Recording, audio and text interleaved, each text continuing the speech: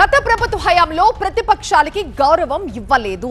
ఆఖరికి శంకుస్థాపన చేసే శిలాఫలకాలకు సైతం పింక్ కలర్ వేస్తున్నారని చెప్పారు మంత్రి శ్రీధర్ బాబు. మీరు గత ప్రభుత్వ హయాంలో మొత్తం స్టోనే పింక్ కలర్ వేసేసారు. నేను తెలుగుదేశం హయాంలో కూడా ప్రతిపక్షంలో సభ్యునిగా ఉన్నా, మీ హయాంలో కూడా ప్రతిపక్షంలో సభ్యునిగా ఉన్నా. We see the disparity, how values are coming down, how system is going to get changed.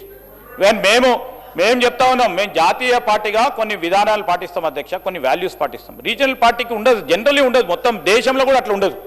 So అదే విధమైన ప్రయత్నం చేసిన వాళ్ళు. కౌశిక్ రెడ్డి గారు పింక్ కలర్ వేసుకున్నారు, ఏమని అంటున్నావా? పింక్ కలర్ వేసుకున్నాం అంటున్నావా? మేడం పింక్ కలర్ వేసుకుంది ఏమని అంటున్నావా? We respect. కానీ బండలకు కూడా పింక్ కలర్ వేసిడేంది అధ్యక్ష, టెంట్లకు కూడా పింక్ కలర్ అధ్యక్ష. ఏంది అధ్యక్ష ఇది? Is a culture.